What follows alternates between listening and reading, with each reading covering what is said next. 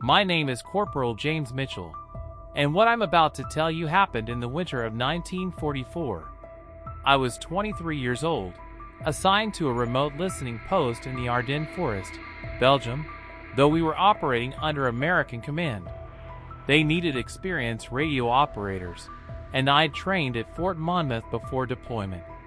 What they didn't tell me was that I'd be spending weeks in near complete isolation.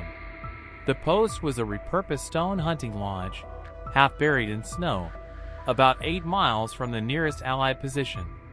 My job was simple: monitor enemy transmissions, relay intelligence, and maintain contact with headquarters every 6 hours. Simple. Routine. Until it wasn't. December 14, 1944, 0600 hours. The morning started like any other. I woke to the sound of static crackling through my headset. I'd fallen asleep at the station again. The fire in the stove had died down to embers, and my breath formed clouds in the frozen air. Me muttering, "Come on, Mitchell! Get it together!" I rubbed my hands together and stoked the fire, then returned to the radio. The SCR-299 was my lifeline, a bulky, temperamental machine that weighed over 200 pounds. I'd learned to treat it like a living thing: gentle adjustments, patient tuning, constant maintenance. Me, into microphone. Hawk's Nest to Eagle Base. Hawk's Nest to Eagle Base. Morning check-in.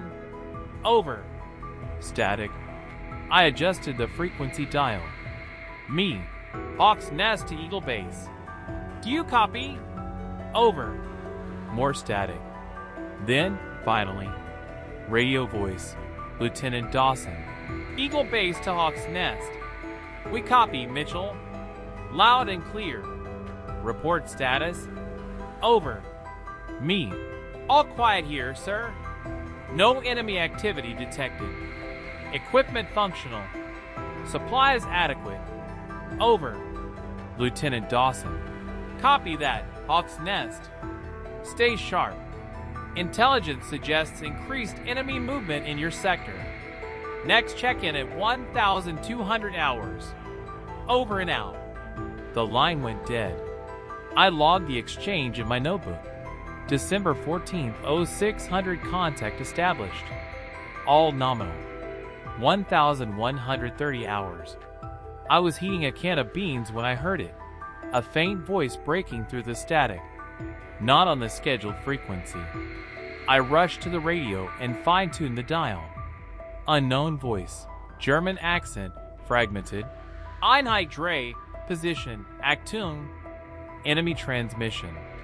My heart raced. I grabbed my pencil and began transcribing phonetically, even though my German was limited. This could be valuable intelligence. Unknown voice. Nebel, Bugong, Americanish. Fog. Movement. American. They were talking about us. Me, whispering to myself, "Come on, keep talking. Give me coordinates. Give me something." But the transmission cut out. I tried to relocate the frequency, turning the dial in micro adjustments, but it was gone. I checked my watch. 11:47. I had 13 minutes before my scheduled check-in. I needed to report this immediately. 1,200 hours, the first anomaly. Me, Hawk's Nest Eagle Base, priority traffic. Over. Static. Me, Eagle Base, do you copy? Priority traffic. Over. More static. Louder than usual. I checked all connections. Everything was secure. The tubes glowed warm. The power supply was stable. Me, Eagle Base, this is Hawk's Nest. I intercepted enemy transmission at 1,130 hours. Possible patrol activity in sector. Do you copy? Over. Nothing. Just that endless, hissing static. I tried for 20 minutes. Different frequencies. Emergency channels. Nothing worked. The radio was functioning. I could hear the background noise, the hum of active channels, but no one was responding. Me, frustrated. Damn it! Come on! I slammed my fist on the table, and the static changed. For just a moment, it sounded almost like breathing. Deep, rhythmic. I froze. Me, quietly. Hello? Nothing. Just static again. I told myself it was exhaustion. I'd been alone for 12 days. The mind plays tricks. 1800 hours evening. By evening, I still hadn't made contact. I tried every hour, but the result was always the same, static. I checked and rechecked my equipment. Everything was operational, which meant the problem wasn't on my end. Were they overrun? Had the Germans broken through? Was I cut off? I lit the oil lamps as darkness fell. The stone walls of the lodge seemed to press in closer.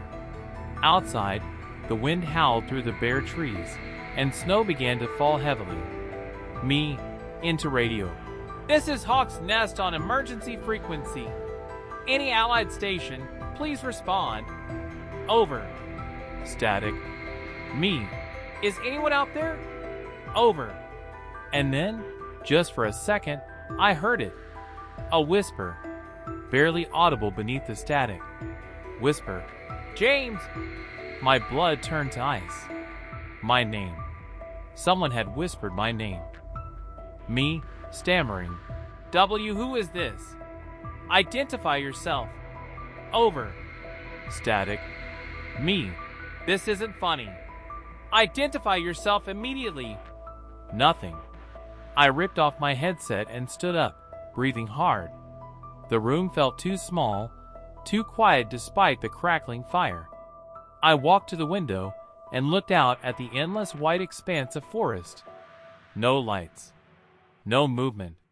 Just snow and darkness. Me, to myself. You're hearing things. It's been 12 days. You're tired. That's all. But I couldn't shake the feeling that something was wrong. Very wrong. 2,200 hours. I tried to sleep, but every time I closed my eyes, I heard that whisper again in my mind. James. Who could know my first name? Everyone at command used ranks and call signs. Even Lieutenant Dawson called me Mitchell or Corporal. I sat up and checked my log book. I'd written my full name on the inside cover when I first arrived. Corporal James Robert Mitchell, ASN 32-447-892. But no one here could see that. I was alone. I returned to the radio and put the headset back on. The static was constant now, a white noise blanket that should have been comforting in its predictability. Me, softly. Eagle Base, if you can hear me, I need extraction. Something's not right here. Please respond. Over. Static. Then, whisper. James, can you hear me? This time it was clearer. Definitely a voice. Definitely my name. Me shouting. Who the hell is this? Whisper. Listen carefully. They're coming. Me. Who's coming? What are you talking about? The static surged, loud and painful. I tore the headset off again, ears ringing. The lights flickered, then went out. I was plunged into complete darkness, save for the faint glow of the dying fire. My hand instinctively went to the M1911 pistol on my belt. Me, whisper. Stay calm. It's just the generator. Stay calm. I felt my way to the supply closet and grabbed a flashlight. The beam cut through the darkness as I moved back to the radio station. The tubes were dark, no power. I'd need to restart the generator outside. I pulled on my coat and grabbed my rifle.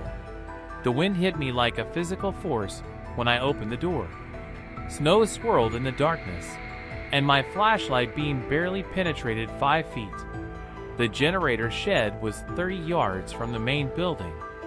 30 yards that suddenly felt like 30 miles. I trudged through knee-deep snow, rifle slung over my shoulder, flashlight sweeping left and right. The wind carried strange sounds. Or maybe I was just paranoid.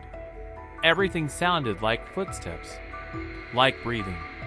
When I reached the shed, I checked the generator. Fuel was fine.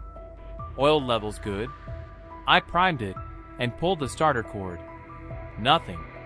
I tried again. And again. On the fourth try, it coughed to life, the engine rumbling in the darkness. The shed's single bulb flickered on. That's when I saw them. Footprints. Fresh footprints in the snow, leading from the tree line, stopping just outside the shed, then circling around toward the main lodge. But they didn't lead away. Someone, or something, had walked here, and hadn't left. Me, breathing heavily. Hello? Who's there? No answer. Just the wind. I unslung my rifle and chambered around, my hands shaking, not from cold, but from fear. The footprints were large. Boot prints.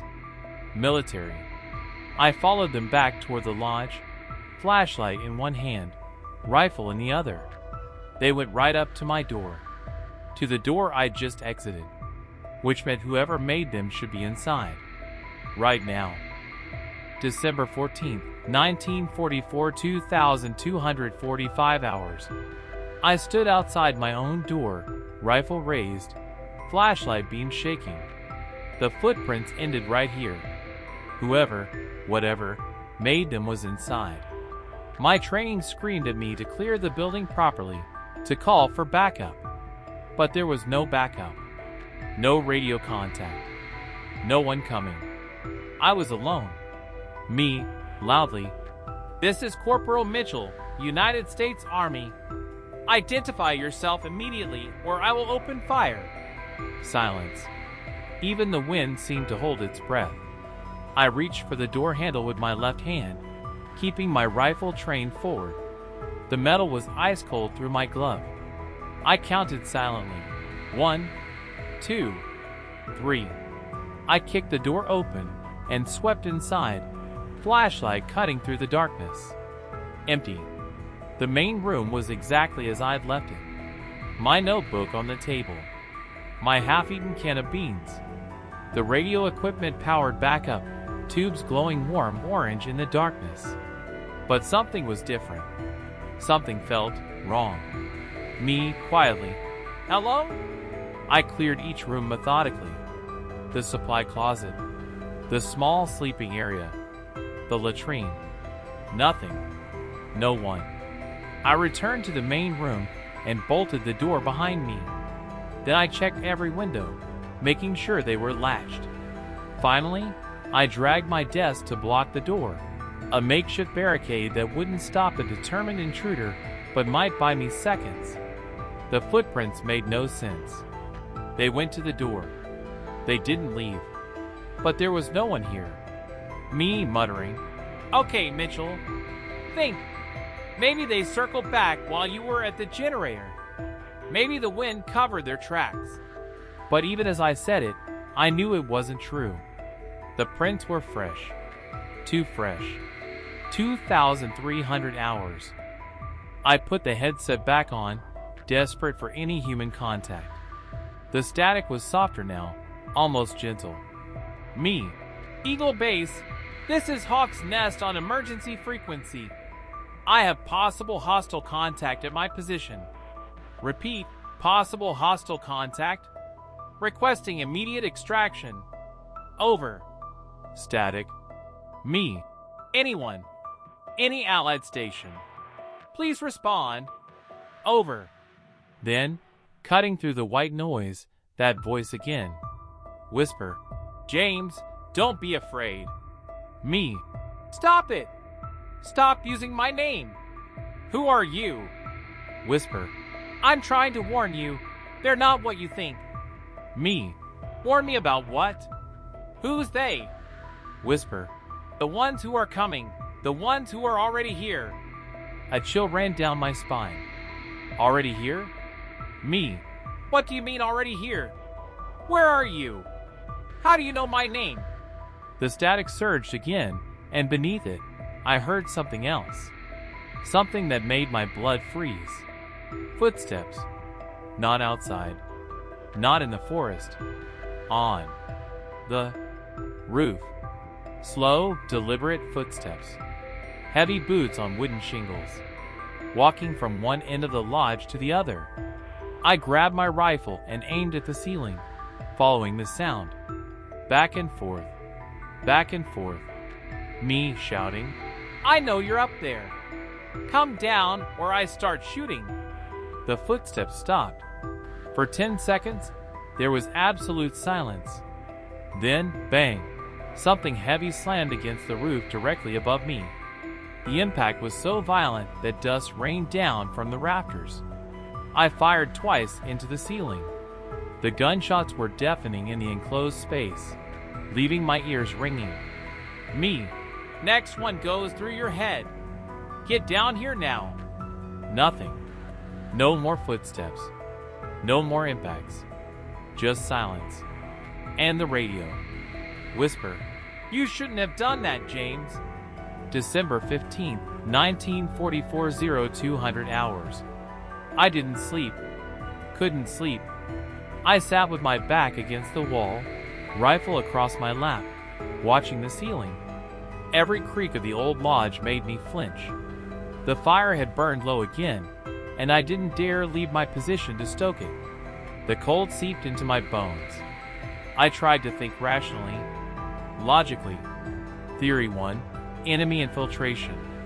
German scouts or special forces trying to capture or kill me. Eliminate the listening post. But why the psychological games? Why not just attack? Theory 2. I was losing my mind. Isolation-induced psychosis. Hallucinations. But the footprints were real. The impact on the roof was real. Theory 3. Something else. Something I couldn't explain.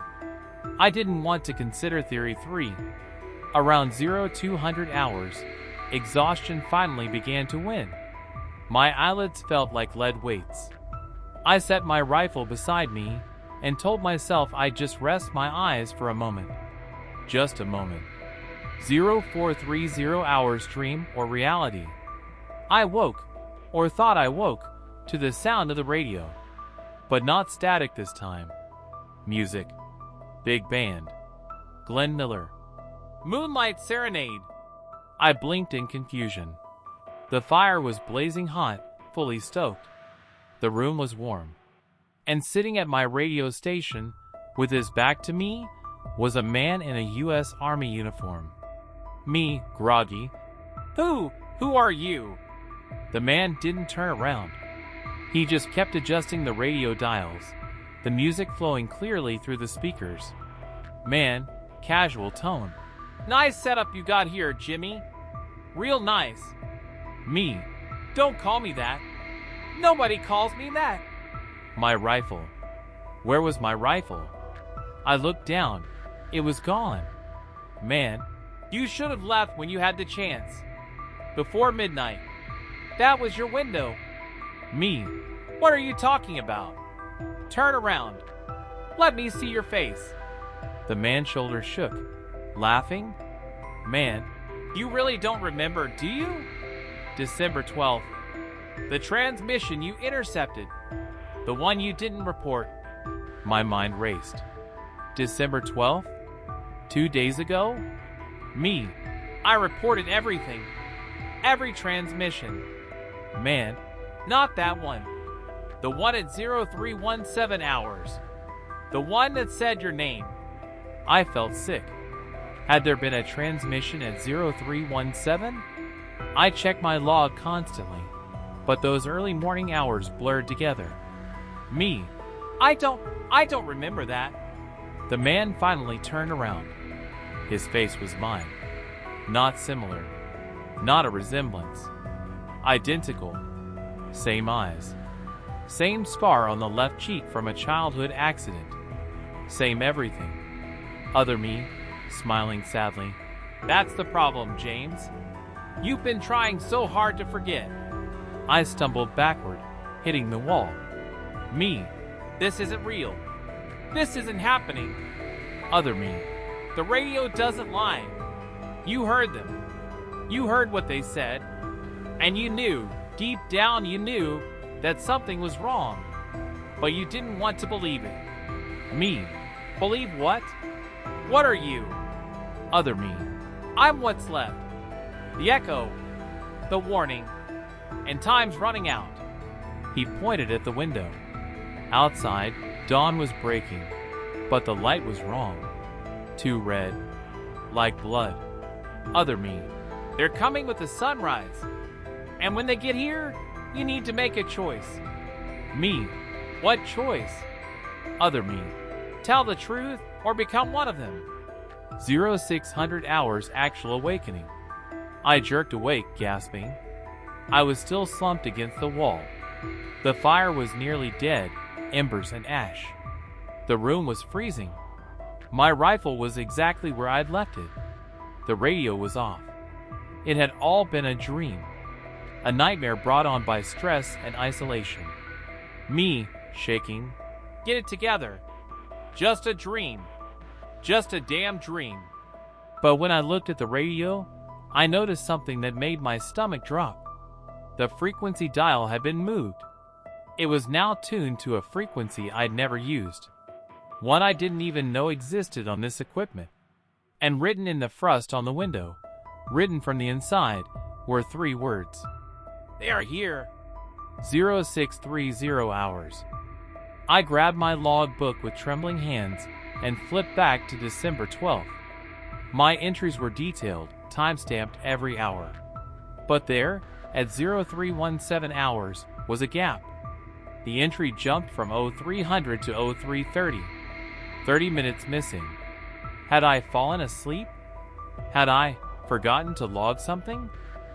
I tried to remember that night. It was 2 days ago. Just 2 days. But it felt like a lifetime. Then I noticed something else in the log. In the margin, in handwriting that looked like mine, but somehow wasn't, were scribbled words. Don't trust the voice. Don't trust the silence. Don't trust yourself. I slammed the book shut. Me. No. No, no, no. I wrote that. I must have written that. There's no one else. I needed to get out. Extraction or not, I needed to leave. I'd walk the 8 miles to the nearest Allied position if I had to. I began gathering supplies, ammunition, rations, my logbook, maps. I'd leave the radio. Let someone else deal with this cursed place. As I stuffed items into my pack, the radio crackled to life. On its own. No power switch turned. No hands on the dials. Lieutenant Dawson's voice. Hawk's Nest, this is Eagle Base. Do you copy? Over. I stared at the radio. Lieutenant Dawson. Finally. Me, rushing to the microphone. Eagle Base. Thank God. I need immediate extraction. Something's wrong here. I've had... Lieutenant Dawson. Hawk's Nest, you need to listen very carefully. Do not, I repeat, do not attempt to leave your position. Lock all doors and windows. Trust no one. Do you understand? Me. What? Why? What's happening? Lieutenant Dawson. Enemy forces have overrun multiple listening posts in your sector. They're using unconventional tactics. Psychological warfare. We're sending extraction at 1,200 hours. Can you hold until then? Me. Yes. Yes, I can hold. But sir, I need to ask. Lieutenant Dawson. What is it, Corporal? Me. Do you know my first name? A pause. Too long. Lieutenant Dawson. What kind of question is that? Me. Please, sir. It's important. Do you know my first name? Another pause. Static. Lieutenant Dawson. Your name is Corporal Mitchell. That's all I need to know. Stay alert. Help is coming. Eagle Base out. The radio went dead. I stood there shaking. Dawson hadn't answered. He dodged the question. which meant either he didn't know, or he wasn't really Dawson. 1,100 hours. 1 hour until supposed extraction. I'd fortified every entrance, barricaded the door, nailed boards across the windows.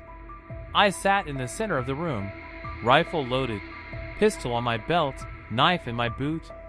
The radio remained silent. Outside, the sky had turned an eerie gray. No birds, no wind, just stillness. Then I heard them. Engines. Vehicles approaching from the east. Multiple vehicles. Relief flooded through me. The extraction team. Early, but that was fine. Anything to get out of here. I moved to the window and peered through a crack in the boards. 3 trucks. U.S. Army markings. Pulling up to the lodge. Soldiers jumped out. 8 of them. Proper uniforms. Proper weapons. But something was off. They moved too perfectly. Too synchronized. Like a choreographed dance. And they weren't talking to each other. Not a single word. Just silent coordination. The lead soldier, a sergeant by his stripes, walked directly to my door and knocked. 3 times. Deliberate. Sergeant, muffled through door. Corporal Mitchell, we're here for extraction. Open the door. Me, what's the verification code? Sergeant, we don't have time for protocols. Open the door. That's an order. Me, every extraction has a verification code. Give me the code. Silence. Sergeant, Corporal, there are enemy forces in the area. We need to move now.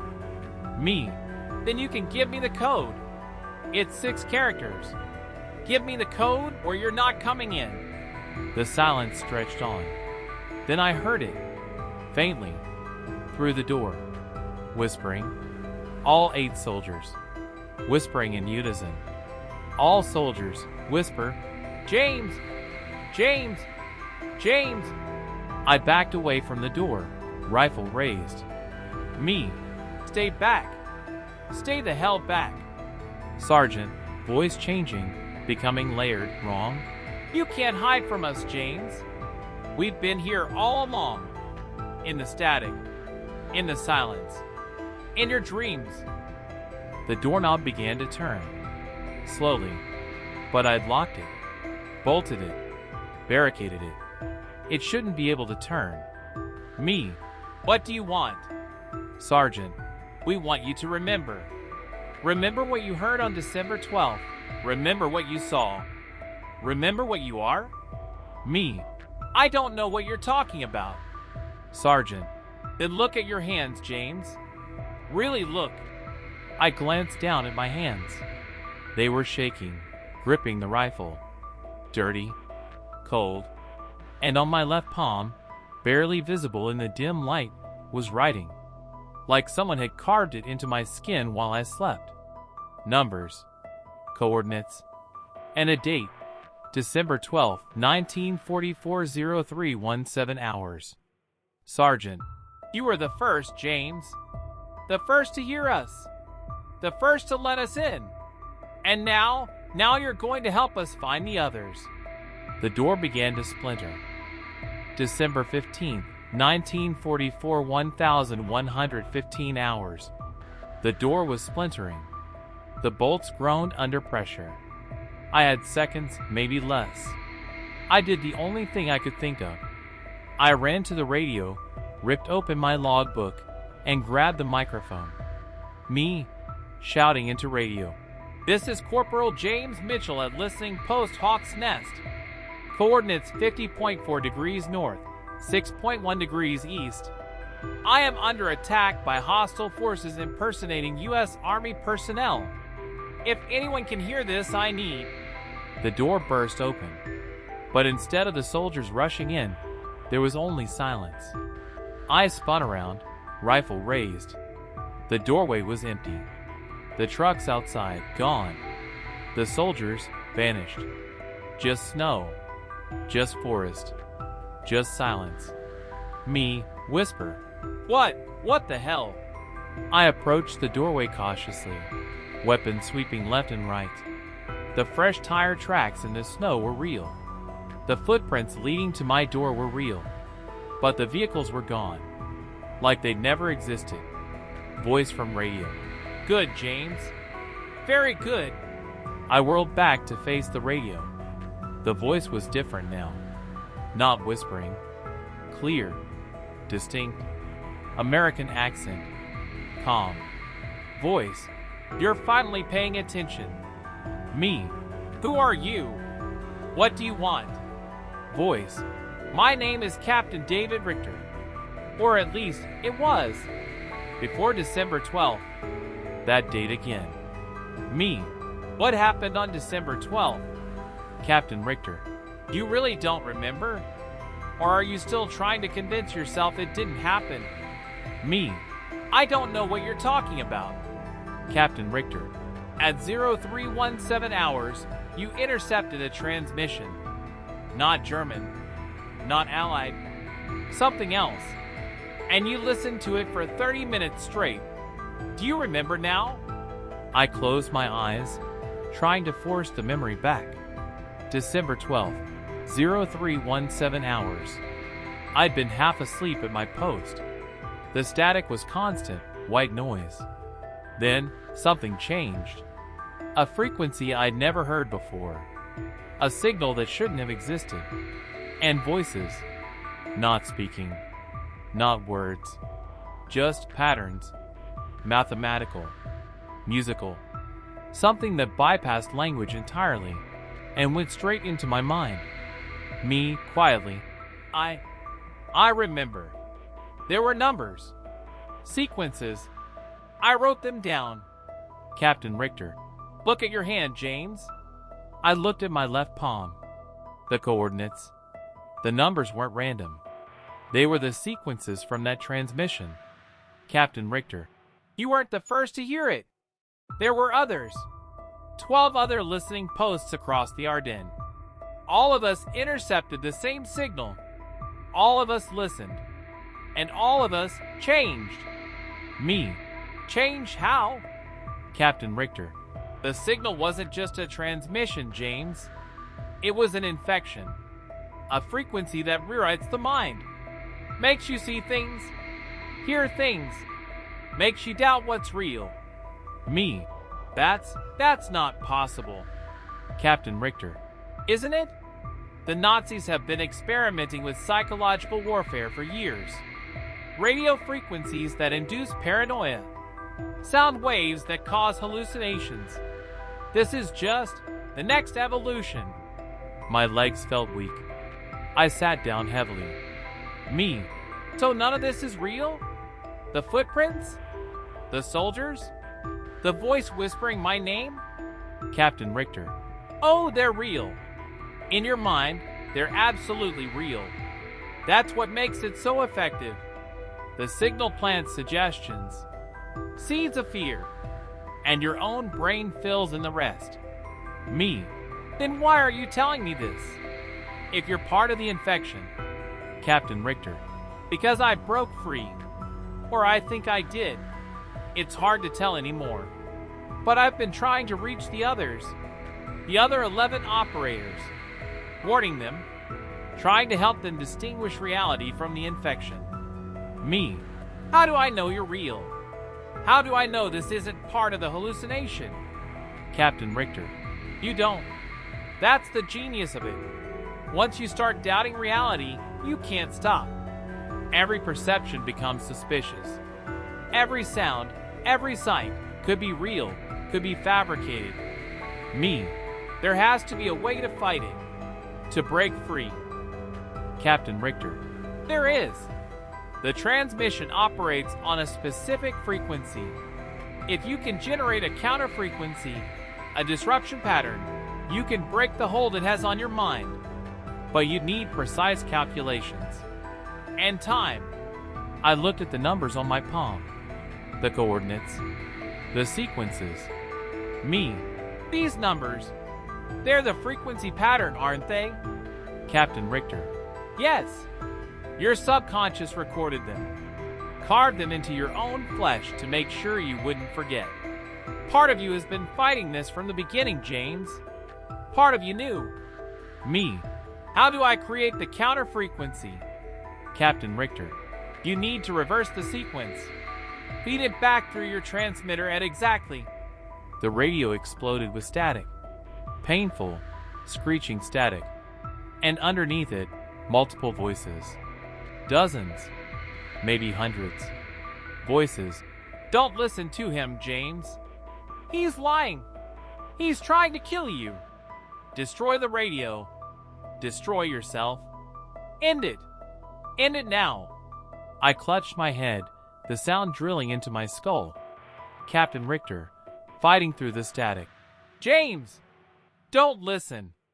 They're trying to stop you. Use the numbers. Reverse the... His voice cut out. 1,145 hours the choice. I stumbled to the radio, hand shaking. The numbers on my palm. I had to reverse them. Feed them back. But what if Captain Richter was the hallucination? What if reversing this sequence made it worse? What if there was no sequence at all, and I was just carving random numbers into my own flesh? Voice multiple. You're losing yourself, James. Just like the others. Just let go. It's easier. Me. Shut up. Shut up. I forced myself to focus. Military training. Logical thinking. Break the problem into steps. Step 1. The transmission on December 12th was real. My log confirmed the time gap. Something happened. Step 2. My symptoms matched psychological warfare tactics. Auditory hallucinations. Paranoia. Memory disruption. Step 3. The numbers on my hand. I didn't carve them consciously. They had to mean something. Step 4. Trust the training. Trust the evidence. Trust myself. I grabbed a pencil and began transcribing the numbers into mathematical sequences, reversing the order, creating what I hoped was a counter pattern. The voices in the static grew louder, angrier. Voices. Stop! Stop! Stop! You'll kill US. You'll kill yourself. Please stop. I ignored them. I tuned the radio to the original frequency, the one from December 12th. Then I prepared to transmit my counter sequence. Me to myself. If I'm wrong about this, if I'm just crazy, then at least I tried. At least I fought. I keyed the microphone and began transmitting. Not words, just pure tone. The reverse sequence converted into audio frequency. The effect was immediate. The static screamed. A sound like tearing metal, like breaking glass, like reality itself was being ripped apart. And then silence. Complete, total, absolute silence. The radio was dead, not broken, just empty. No static, no hum, nothing. I removed the headset with trembling hands. Me, whisper, did it work? Am I free? 1,200 hours extraction. At exactly 1,200 hours, I heard engines. Real engines this time. I could feel them in my chest. I looked out the window. 2 jeeps. 6 soldiers. A lieutenant I recognized, Lieutenant Dawson. The actual Lieutenant Dawson, with a scar on his right cheek from the Sicily campaign. He knocked on the door. 3 times. Lieutenant Dawson. Corporal Mitchell. We're here for extraction. Can you hear me? Me, cautious. What's the verification code? Lieutenant Dawson. Tango 79er Delta 42. I checked my codebook. It matched. I opened the door. Lieutenant Dawson looked at me with genuine concern. His eyes were normal, human, real. Lieutenant Dawson. Jesus, Mitchell. You look like hell. Are you all right? Me. I don't know, sir. Something happened here. Something with the radio. I need to report. Lieutenant Dawson. We know. We've been getting similar reports from other listening posts. Psychological warfare. The Germans have been broadcasting frequencies designed to induce paranoia and hallucinations. Nasty stuff. Me. How many others? Lieutenant Dawson. 11 other posts reported symptoms. You're number 12. 12. Just like Captain Richter said. Me. Sir, did any of the operators, did anyone named Captain David Richter report in? Lieutenant Dawson's expression darkened. Lieutenant Dawson. Richter? David Richter? Me. Yes, sir. Lieutenant Dawson. Corporal, Captain Richter was killed 3 weeks ago. Enemy ambush near Malmedy. His body was identified and buried December 1st. My blood turned to ice. Me. That's not possible. I talked to him. He helped me. Lieutenant Dawson. You were exposed to the frequency, Mitchell. Your mind filled in gaps. Created voices. That's what it does. Makes you doubt everything. He put a hand on my shoulder. Lieutenant Dawson. Come on. Let's get you out of here. Medical team is waiting at base. You'll be all right. December 20th, 1944, Field Hospital, 1,430 hours. They kept me under observation for 5 days. Psychological evaluation. Medical tests. Interviews. The doctor said I was experiencing post-traumatic stress compounded by exposure to experimental psychological warfare. They said the hallucinations would fade, that I'd recover. They were kind, patient, but they didn't believe me about the counter-frequency.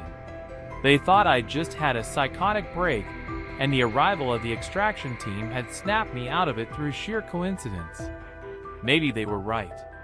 Maybe it was all in my head. But when I sleep, I still hear it sometimes. That static. That whisper. James! And when I look at my left palm, the one where the numbers were carved, the skin is smooth now. Healed. No scars. No evidence they were ever there. Except I have photographs. Photographs I took with my personal camera before the extraction team arrived. Clear images of the carved coordinates. The doctors can't explain those. December 25th, 1944, Christmas Day personal log entry. They're sending me back to the States. Medical discharge. They say I've done my service. Earned my rest. Lieutenant Dawson visited me before I shipped out. He brought me something. A box of personal effects recovered from the listening post after I left. My logbook. My maps. My photographs. And one more item. A handwritten letter found tucked inside the radio equipment. Dated December 13th, 1944. The handwriting was mine. The letter read, "To whoever finds this, if I don't make it, if the infection takes me completely, you need to know the truth. The transmission on December 12th wasn't German. It wasn't Allied. It wasn't human. The patterns were too perfect, too mathematical, too intentional. Captain Richter was the first to figure it out before he died. He recorded his findings and tried to warn us. But they got to him. Now they're in the static, in the silence, waiting, listening, and they know our names, all of our names. Don't listen to the frequencies. Don't trust the silence. And whatever you do, don't let them hear you say your own name out loud. That's how they find you. That's how they get in. Corporal James Mitchell." I don't remember writing that letter, but the handwriting is definitely mine. January 3rd, 1945, aboard transport ship to New York, 2,100 hours. I'm going home. Back to normalcy. Back to a world where radios just play music and voices just belong to people.